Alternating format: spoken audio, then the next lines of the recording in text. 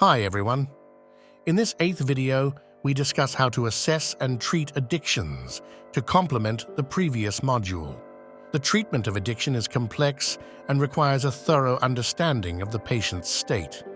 In the first phase of evaluation, we look at the patient's history, reviewing the patient's addictological history, the patient's reasons for wanting to put an end to their addiction, the patient's plans and ambitions at the end of their treatment, the patient's physical and psychological state. Then come the neuropsychological and psychometric assessments, evaluation of episodic memory, evaluation of visuo-constructional abilities, evaluation of working memory, evaluation of faculty of attention, evaluation of executive functions, analysis of the patient's medical file. Certain evaluation tests complete the dialogue between the professional and the patient. We've listed a few of them here, and you'll find others in your course material. The Audit Questionnaire, Alcohol Use Disorders, Identification Test. This simple test was developed by the World Health Organization. It is used to diagnose the risks of alcohol addiction. The Legros and Legeron test. This test analyzes smokers' motivation to put an end to their addiction. The DAST-20 Questionnaire, Drug Abuse Screening Test in 20 questions.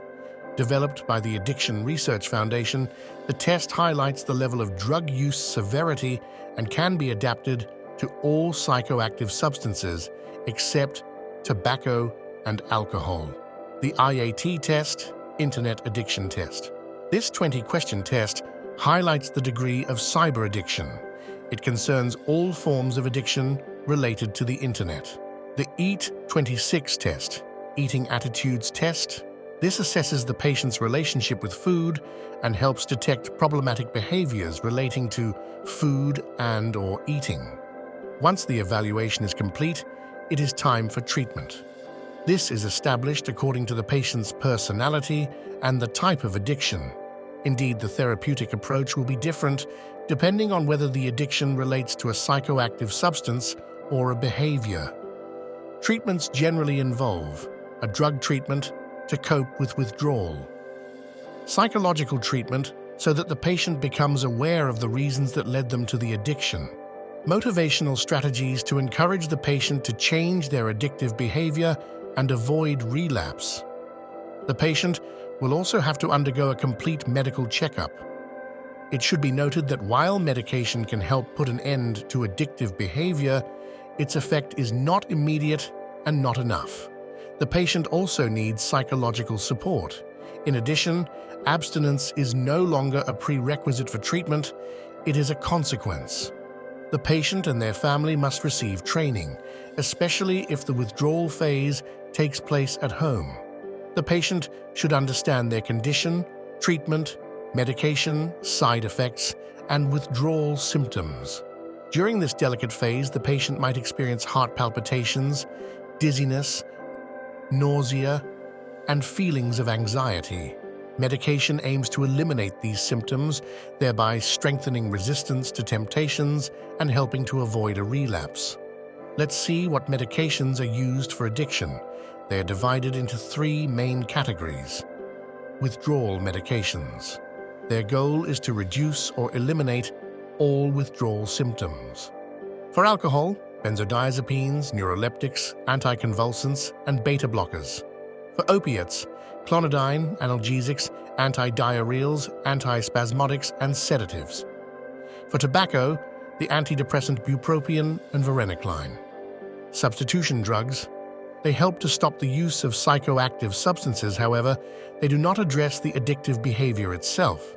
For alcohol, nalmefene. For opiates, methadone and buprenorphine.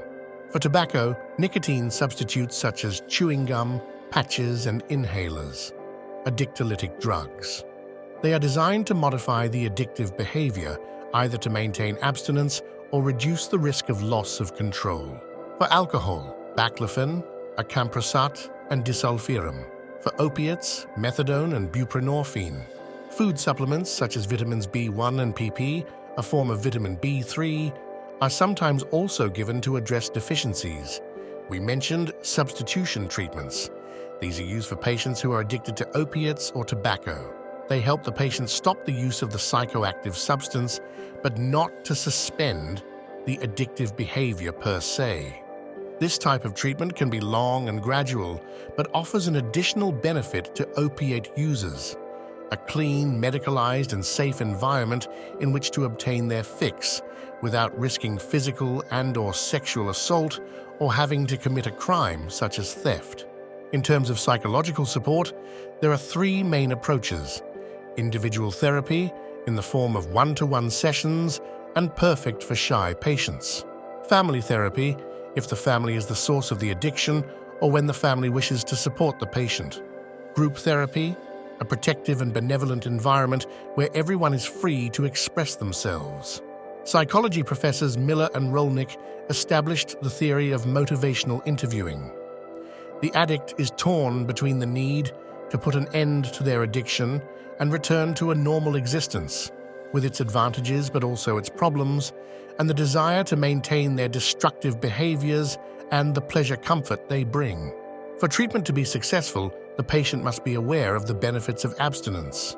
This is called motivational processing, which is broken down into 5 main phases: pre-contemplation, when the patient is unaware or underaware of the problem and has no intention of changing their behavior; contemplation, during which the patient wants to make changes but does not have the necessary psychological resources; preparation, also known as the determination stage, during which the patient is preparing to make changes; action, during which the patient takes action to make changes and comply with the treatment despite difficulties; maintenance, at which point the patient has overcome their addiction.